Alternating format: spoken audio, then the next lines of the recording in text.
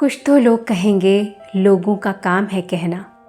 हम किसी के लिए कुछ बहुत अच्छा करते हैं और उसके बाद हमें पता चलता है कि कुछ लोग हमारी बहुत बुराई कर रहे हैं। आखिर ऐसा क्यों होता है और ऐसे में हमें क्या करना चाहिए? आइए सुनते हैं सुधा मूर्ति जी द्वारा लिखी कहानी the way you look at it में। एक बार सुधा जी किसी काम से कर्नाटक के गांव की ओर जा रही थी। उन्हें थोड़ी देर हो गई थी और अंधेरा सा हो रहा था। सड़क पर कोई लाइट भी नहीं थी।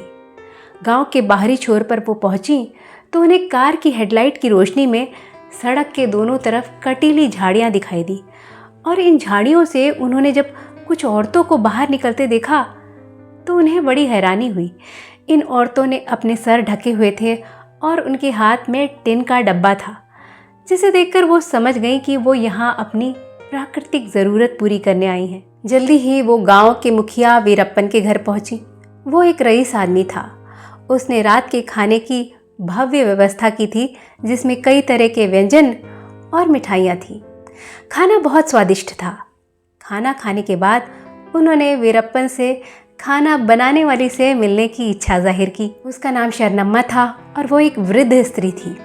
बड़ी धीमी आवाज़ में बात कर रही थी। सुधा जी ने पूछा, आपने खाना बहुत स्वादिष्ट बनाया था, क्या बदले में मैं आपको कुछ दे सकती हूँ? शरणम्मा ने शर्माते हुए कहा, जी मैंने सुना है आप गरीबों के लिए बहुत कुछ करती हैं।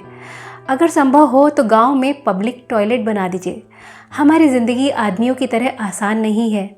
हमें अपनी इस प्राकृतिक ज़रूरत के लिए अंधेरा होने का इंतज़ार करना पड़ता है, झाड़ियों के बीच में जाना पड़ता है, और वो भी हम अकेले नहीं जा सकते, हमें समूह में जाना पड़ता है। अगर किसी का पेट खराब हो जाए तो उसकी ज़िंदगी नरक हो जाती है। आधी रात को किसी को ज़रूरत महसूस हो तो हाल बेहाल हो जाता है। युवा लड़कियों के लिए तो बहुत मुश्किल होती है। सड़क पर जाती गाड़ियों की रोशनी अगर हम पर पड़ती है तो हमें बहुत शर्म आती है। अगर आप ये करवा देंगी तो हमारी ज़िंदगी आसान हो जाएगी। शरणम्मा अपने लिए रुपए भी मांग सकती थी, मगर उसकी इस जिम्मेदार और समझदार सोच से सुधा जी बहुत प्रभावित हुई। उन्होंने गांव के मुखिया से कहा, मुझे खेद है, इस बारे में आपने कुछ नहीं सोचा कि गांव की औरतों की ये ज़रूरत गोपनीयता और इज्जत के साथ पूरी होनी चाहिए। अगर आप टॉयलेट के रखरखाव की जिम्मेदारी लें तो मैं बनवाने को तैयार हूँ। वीरप्पन तैयार हो गया और इस तरह फाउंडेशन का बेंगलोर के आसपास के गाँव में पब्लिक टॉयलेट बनवाने का काम शुरू हुआ। सुधा जी ने इन्हें पे एंड यूज़ वाले टॉयलेट के रूप में रखा, क्योंकि यही एक रास्ता था उन्हें साफ रखने का। और एक बार वो एक व्यस्त बस स्टैंड के पास बने ऐसे ही पब्लिक टॉयलेट में बिना बताए पहुंच गईं। उनके आगे दो औरतें खड़ी थीं। एक ने कहा, ये सुधा मूर्ति बड़े छोटे दिल की औरत है। इसने पता नहीं क्यों ये पब्लिक टॉयलेट बनवाने में इतना पैसा खर्च किया और अब इसको इस्तेमाल करने के लिए पैसा ले रही है। दूसरी ने कहा, हाँ तुम ठीक कह रही हो, तुम उसको नहीं जानती। मैंने लोगों को कहते सुना है कि उसने ऐसे बहुत सारे टॉयलेट बेंगलोर के आसपास बनवाए हैं और इस टॉयलेट से मिले पैसे से वो कोई ट्रस्ट चलाती है, खूब पैसा कमाती है। ये सुनकर सुधा जी को बड़ा धक्का लगा, थोड़ा दुखी भी हुई।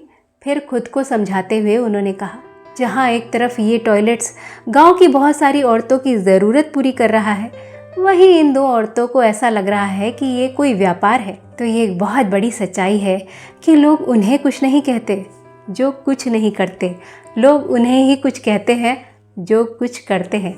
तो अच्छा करने के बावजूद भी अगर कोई बुरा बोले तो बुरा मानने के बजाय ये समझ लीजिए, जैसी दृष्टि वैसी सृष्टि। तो ये बात, ये कहानी अच्छी लगी हो तो वीडियो को लाइक करिएगा, शेयर करिएगा और चैनल को सब्सक्राइब ज़रूर करिएगा।